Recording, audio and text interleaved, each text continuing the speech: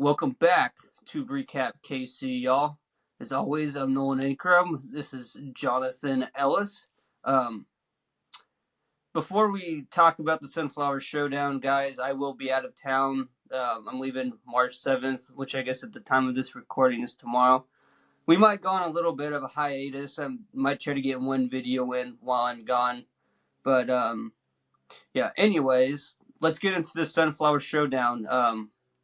Start us off, John. Yeah, it was a big matchup, man. KU versus K-State, second longest rivalry in basketball, followed by Purdue and Indiana. But you got the Sunflower Showdown, man, at Allen Fieldhouse. Always a tough environment on senior night.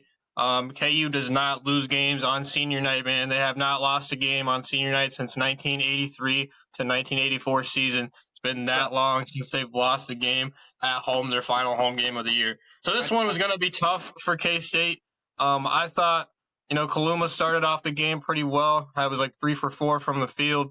Kind of kept him in that thing. Perry was looking a little bit rattled, I'd say, in that KU game, man. But the big moral of the story of this game, missed free throws for K-State. They were 10 for 21 from the free throw line. They committed 20 fouls. Their turnovers, they kind of had it. They kept it lower. They only had 11. However, a lot of those turnovers were at crucial points of the game, I would say. And down that first half, they turned the ball over in a time frame where they really didn't need to turn the ball over. So that kind of cost them a little bit. I really liked KU's defense in this one. I thought they played way better defensively than they have in the past few games here, man. Especially Dickinson playing with five blocks, man. That's just ridiculous stat for him. He doesn't really do that too often, but I really liked his energy last night, and KU just wanted this game a little bit more, I'd say, man. Yeah, I mean, KU played pissed off, you know what I mean? I mean, that's all I can say. They were looking forward to playing Kansas State and getting revenge. I mean, that's all I'm going to say. And although you guys shot pretty well, though. I mean, it wasn't one of those games where you guys, shot yourselves in the foot by turnovers. And, I mean, the only thing that was really bad, I think, from a Kansas State perspective was obviously was threes. I mean, you guys went 8 for 24. And this is one of those games where Kansas was actually capitalizing on their threes. We didn't shoot a whole lot. We went 6 for 13. But we shot them when we needed to, and we made them when we needed to. I mean, we haven't seen that really at all from the three-point range from Kansas all year.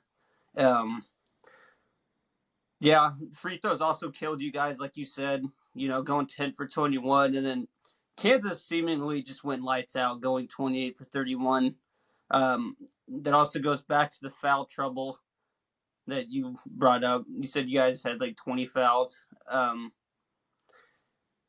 You guys did fine on the rebounding. I mean, you guys had 30. We just happened to be, I guess, a little bit more aggressive on the boards. We out-rebounded you guys 30 to 40. But you guys couldn't get us any fast break points, though. You guys only had 5 fast break points, in Kansas, sorry, we had 21 fast break points. So another thing KU did really good, and I thought was in transition. They capitalized on all of their opportunities at transition. Yeah. I mean, like you said, man, they really playing transition very well. Part of that is Kansas State was just not getting back on defense, man. Struggled really bad with the transition defense in this one. Also, KU was getting to their spots, man. A lot of the times you've seen Dickinson and KJ Adams sealing out their opponents, getting to that point in the paint where they could just go to work, man. And it really kind of cost K-State, man. And what I want to say too is Carter and Perry, those guys were basically a non-factor in this one. Carter 1 for 7, committed 3 turnovers. Perry 0 turnovers. However, he didn't make a field goal, man, and he had 3 personal fouls. Kaluma, like I said, he had a great start, but he fell off bad. He missed his last 7 shots. He started out 3 for 4, finished 3 for 11, man. And not only that, but he also committed 3 turnovers. So him and Carter combined for more than half of K-State's turnovers. The big 3. They went 4 for 24 for K-State, man. 4 field goals, 24 misses in that game. That's just not going to get it done. When you got Will McNair as your leading scorer, Yeah. there's no chance you're going to win the game, man. 17 points, 10 rebounds. I want to give him a shout out. I thought he played KU very well, 7 for 9 from the field. Gasson had a pretty good game off the bench as well. However, he could not knock a free throw down to save his life. 0 for 5. He's struggled from there all year long. Lastly, the only other positives I could say for K State really is I thought the freshmen played pretty well. Day-Day Ames, R.J. Jones, and Michaela Bridge when he got in the game. I thought they played pretty valuable minutes for K-State, which is going to be good looking forward. Because at this point, I think K-State is going to have to start focusing on their future. And those three are the future for the Wildcats, I would say. I think Day-Day Ames, he needed to shoot the ball a hell of a lot more because he needed to do what Kaluma was trying to do, trying to take over that game, I think. I mean, 2 for 4 from the 3-point line, 3 for 6 from the floor. Yeah, he needed to shoot more. And yeah, you mentioned Gasson and McNair. Those are the only guys I have as notable players for Kansas State, quite honestly. But yeah, big shout out to Will McNair, though. Yeah, like you said, 17 points, 10 rebounds, and he also had a block and a steal. And he had a 3-point shot, too, which was kind of surprising to see. When I saw him, I'm like, all right, McNair. Dude Yeah, I shooting. mean, like he hit some nice jumpers, dude. Like he had that nice like mid-range jumper from like a little bit past the free throw line. Hit that second three of a season. So, like I said, he's pretty much the only positive side. I would say Gasson too, but going 0 for 5 from the free throw line is not going to do it. I'd say KU, man. Like I said, they played pretty well. Dickinson and McCullough, however, didn't really shoot the ball the greatest, but they still made their impact out there. You know, Dickinson, like I said, 15 points, 20 rebounds, 5 blocks. Like that's a great stat line for him. As well as McCullough, 5 for 14, but he missed some layups. He missed some easier looks, but it's looking like he's getting back to being healthy. But I think the biggest player for KU in this one was probably Nick Timberlake, man. He was on fire from 3. Haven't really seen that all year long. Definitely, like we were talking about yesterday in private, that probably his best game in a KU uniform tonight, man. Oh, yeah, Timberlake. I got like multiple guys that I had mentioned as notable players for Kansas, but yeah, Timberlake was easily my player of the game. 4 for 5 from deep and 6 for 7 from the floor. I mean, I've seen like a lot of accounts that I follow, like Kansas accounts that are fan accounts. They're like, this is the turnaround for Timberlake. It's March. Gonna have a similar performances to what we saw within like Remy Martin and like Malik Newman all those years ago on the Devontae Graham Final Four team. But I think Kansas might be okay if Timberlake just hasn't shown that ability to be consistent. If he shows that in the tourney, like the Big 12 tourney, I think we'll be okay. But yeah, he's gonna have to play like this though, and that's just he has not shown the ability to do that on a consistent basis. That's just like the biggest worry about that. But huge shout out to Timberlake though, hell of a game, easily the best game in the Kansas uniform. And another guy I thought played really well. He technically didn't start, but KJ Adams, I thought he did really well. 16 points, 5 rebounds, 2 steals. He shot 50% from the floor, and he was really clutch from the line, going 6 for 6. So he did really well. Pretty much all of our key guys that you think of when you think of the Kansas Jayhawks, they stepped up when they needed to, and I think a lot of that too was just built up and pent up anger after losing to BYU, and then the fact that Kansas lost earlier this season in overtime to Kansas State, and yeah, from a Kansas's perspective, I guess that was satisfying. You guys fucking beat us on senior night in football, and then beat us earlier in overtime. So yeah, it was a nice, satisfying little victory, I guess, even though it doesn't have like huge implications in the for the Big 12, at least from a Kansas perspective. Yeah, man. Like you were saying, like I thought KU really, like you said, big factors is they made their free throws when they needed to. We've seen this team kind of struggle from the free throw line in a few games this year, but they're pretty much automatic. From there, you said KJ Adams had a good game, like I was mentioning. I thought he was getting to his spots, man, when he needed to. He was running in transition. He was sealing off his opponents down low. And like when KJ Adams can do that kind of thing, KU's a scary team to play, man, especially with Timberlake being able to stretch out and hit those 3-pointers like he's supposed to be doing all year long.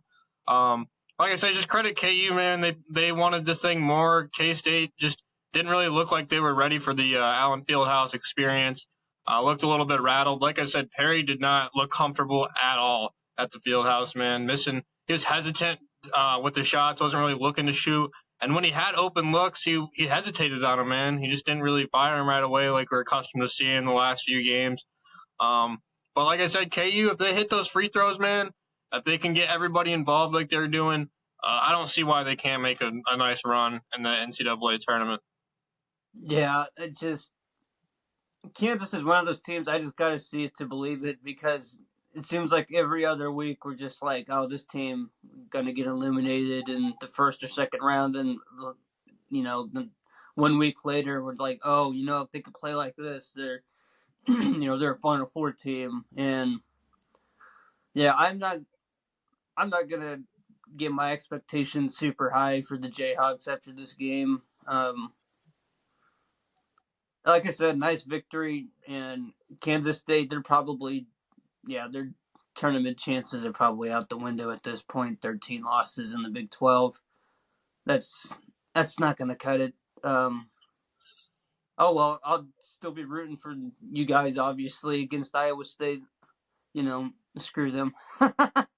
Well, like you're saying, man, like at this point, K-State's tournament hopes are pretty much out the window. At this point, the only way they're going to be able to do it is if they can win the Big 12 tournament, which they haven't done in 44 years. So Yeah. probably not going to happen. However, crazier things have happened before. But big thing is I think they just want to finish off the season strong, beat Iowa State, like you said, on senior night for K-State. Yeah. That'll be a big one. Looking for revenge as they played a pretty close game in Ames, Iowa earlier in the season. So looking to get a bounce back win there. If they can win that one, and they might be able to have some good motivation going into the Big 12 tournament, and maybe can cause a little bit of mayhem in there. But again, I don't think it's going to be something that they're going to be able to win, unfortunately. They're looking like they're probably going to be an NIT team this year. However, I mean, at this point, I don't really care coming from a K-State fan. As long as they play in some type of postseason, I'll be fine. Like we've seen K-State teams in the past 10 years that have been worse than this team that have just like played horrendously, man. Oh yeah, dude. I mean, we've seen some pretty god awful teams in the Bruce Weber era. So yeah, it's only Jerome Tang's second year. I mean, I don't think the dude's job should be on the hot seat or anything that drastic. But speaking of Jerome, you said something about how they let down their fans. You were saying something about that earlier to me.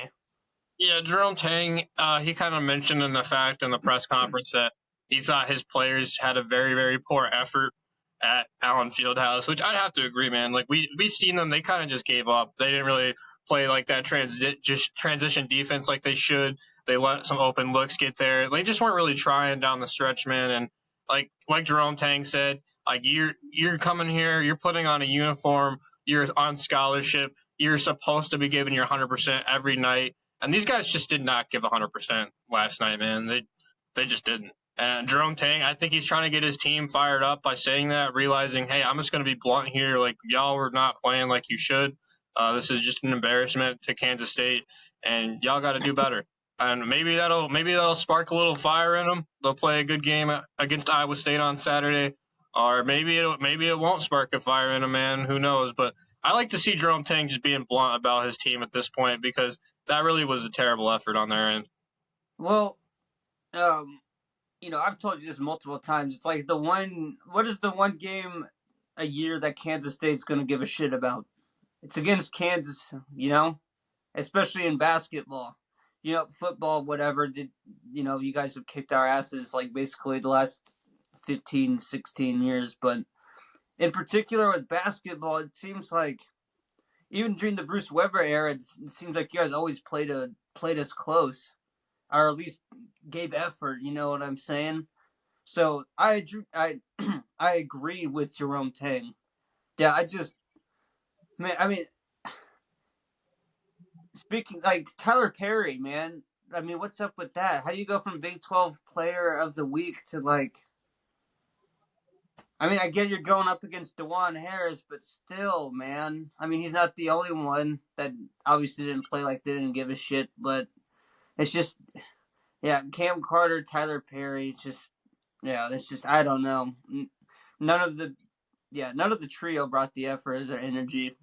I mean, when Kaluma, Carter, and Perry, I think when those guys are feeding off each other, that it trickles down to the other players. I mean, no doubt it gets the other players energized. And Klima was trying, man. I mean, he genuinely was that first half.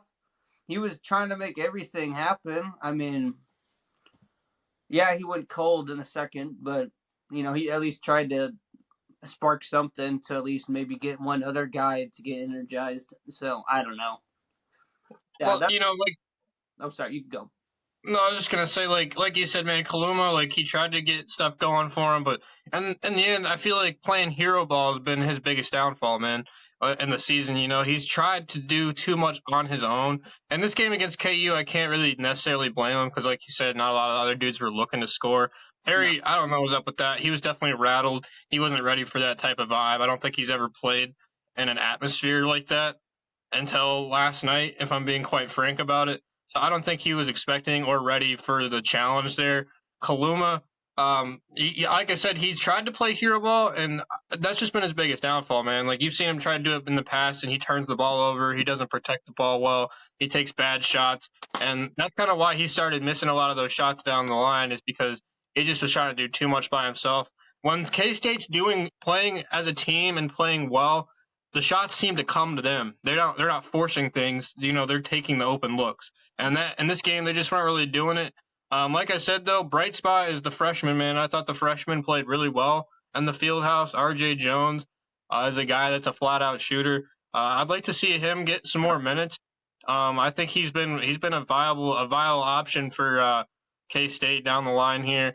Day Ames, like I said, Day Ames, RJ Jones, and Michaela Bridge are the future of this team. And I'd like to see him at this point just get some more minutes with K-State season kind of coming to an end here.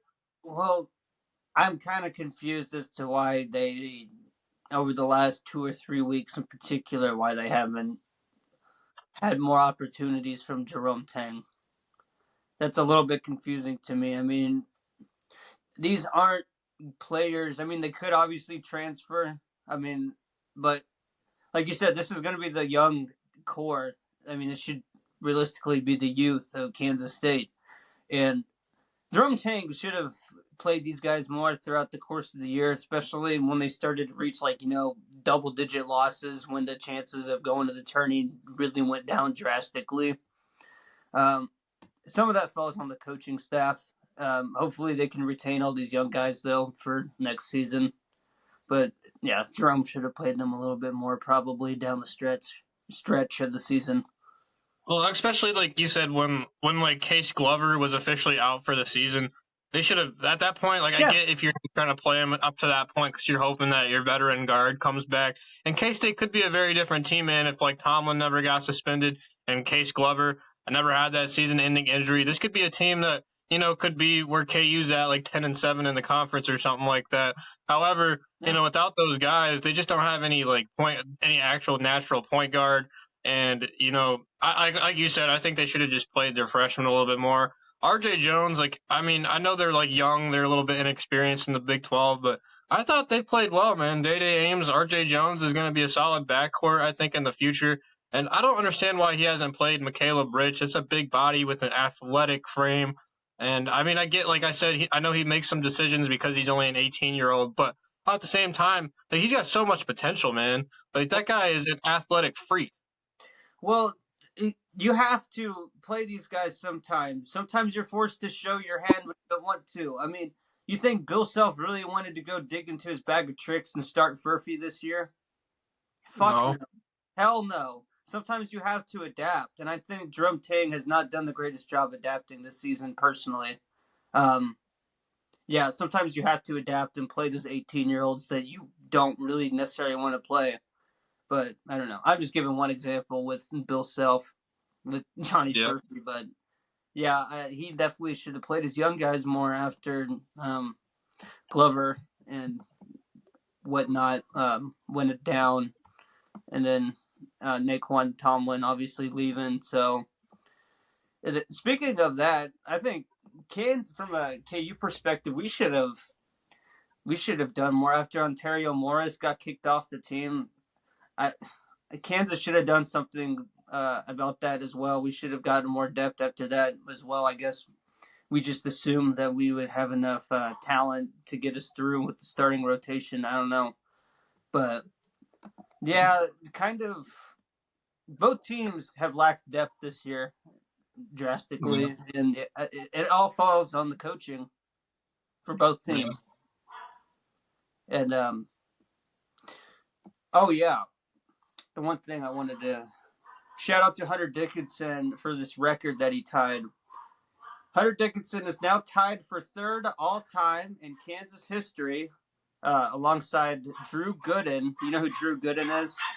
Yeah, alongside Drew Gooden for 20 plus rebound games in a Kansas uniform. That's So pretty crazy considering he's only played not even a full season at KU yet, man. that's what I'm saying. He's already tied for third for the most 20 plus point rebound games, or 20 plus rebound games. That's Well, pretty at this point, and yeah, at this point, it says that he might even come back next year too. He's left that open. He said that he's thinking about returning. He obviously got DeJuan Harris coming back. So like if Dickinson comes back again, I don't see like the reason that he can't start to be number one by the end of the next season. If he continues to rebound the way he has. You know what? I mean, dude's probably not even gonna get drafted. I mean, let's be No, honest. not a chance. I haven't been looking at mock drafts like that, but I don't even think dude's projected to be a second rounder. So He's not. He's not. I think I wouldn't knock him for going into the NBA. I mean, he's a big ass dude that's a skilled basketball player. I mean, go ahead and take your chances. I wouldn't blame him or knock him, but it's just like it almost makes more sense for him to come back for another year, in my opinion. At this point, I don't know. Maybe if Kansas goes on and wins a ring somehow, wins a national title, then he says, forget it. Because he's like a 1 or 2 time All American before coming to Kansas. So he was already established beforehand. Well, like what kind of he reminds me of with like NBA standards is like think about like Zach Edey last year, man. Like dude was like he was like national player of the year, this and that, but he tried to explore the waters in the draft. He wasn't even supposed to be on the draft board at all, so he came back to Purdue having another great year. Like that's the kind of category I'd probably put Dickinson in. He's a great college player. He's not going to be a guy that's going to be a high draft pick. So I don't see why he wouldn't just want to come back, get that NIL money, and be one of the best players in the country once again. Because, like I said, I think KU is going to be a scarier team next year, man. Like, with DeJuan Harris coming back, they get Dickinson to come back. If by off chance, if they can get Furphy to come back too, man, like that's going to be huge for KU, man. That's going to be, and with the new talent coming in, I think they have the number 4 freshman class in America coming in at the moment. So, like, dude, that's going to be a scarier team, I think, next year if all those guys return. They got at least a top 10 recruiting class, if I'm not mistaken, coming in next year. Yeah. Maybe we'll try. I mean, last offseason we were super aggressive in the transfer portal, probably more aggressive in the transfer portal than like getting high schoolers, you know what I mean, or high school recruiting. But I think maybe now we might start to see Kansas lean probably more split down the middle, because you could get all these talented transfers, but they don't. they don't know what it means to be brought up as a Jayhawk. You know what I mean? That's a culture that you have to come in as a freshman and be brought up with. I think we might see Bill Self and this program lean a little bit more towards getting younger guys as opposed to getting big guys like Dickinson and Timberlake and whatnot. That's just my opinion. No, dude, I definitely agree with that. Like I said, I think if like most of these KU guys stick around and realize that they're playing in the best conference in the nation, man. Like it's easy to pack up and leave and go somewhere where it's easier to get minutes or easier for you to play.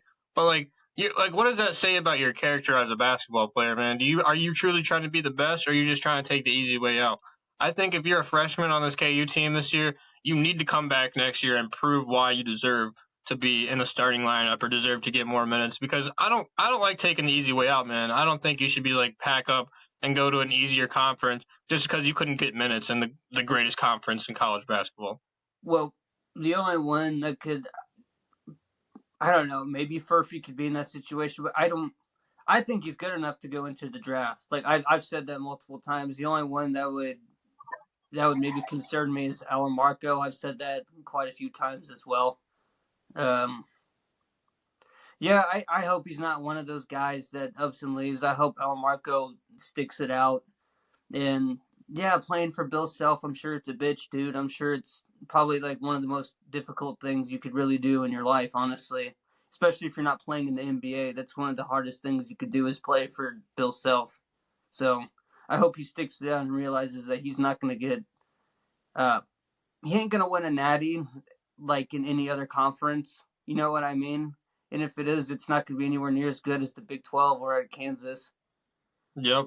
So if he does transfer, um, I hope he goes to a really good conference because he has really flashed in a lot of potential the last 2 or 3 games. El Marco has off the Yep. bench, and like I said, I hope he sticks it out and comes back. And if we get Furphy back, that's just an extra treat. And then once again, if we get all those guys back, I'm sure we'll be #1 favorites. Preseason favorites or rankings, whatever you want to call it. And yeah, Yeah, man. Before you get to all that, though, you got to finish off the season strong, man. Like for both of yeah, these teams we're talking about, like K State, it'd be a big win if they can win at Iowa State, big motivational boost. KU, if they can keep this win and this energy rocking and going playing at Houston on Saturday, win that game. I think they're right back on track. The biggest thing is yeah, we got to focus on next season a little bit. However, the time is now, right now, man. Big 12 conference about to start up. It depends on how these guys can finish off, will affect how the next season will implicate. These guys got to have a nice finish, and I think this is more than capable for KU at this point. yeah. I think KU kind of has to. They have to beat Houston. I mean, they just have to for morale. You know what I mean? Uh, we whooped them earlier this year in the field house, and if I remember correctly, we didn't even have Kev that game. So I don't think he played that game. I don't remember, bro. I forget. I feel like he might have, but maybe he didn't. I don't know. Either way, we whooped them at home. So Definitely. we've at least shown that we can play or go toe to toe with Houston.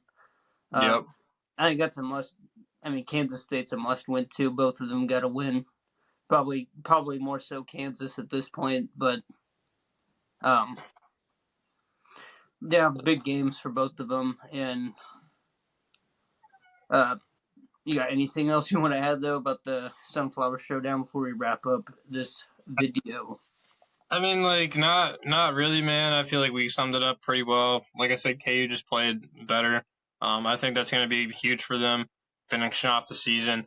K State back-to-back losses now after winning consecutive back-to-back, so that's going to hurt them.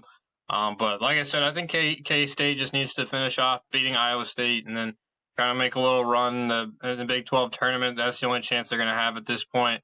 But KU, definitely a big game for them, big win for them to get themselves back on track. Yep. No, I agree. I think yeah, you kind of took the words out of my mouth there, man. But yeah, I think that's it, guys. Like I said, I'll be gone for gone on vacation for a week or so, a little over a week. Maybe we can try to make a video depending on the time difference or if I got time or not. But yeah, we might not post for a little over a week, so we haven't up and left this channel or anything. We're just letting you guys know. But peace out, guys. See you, Joan. Later, man.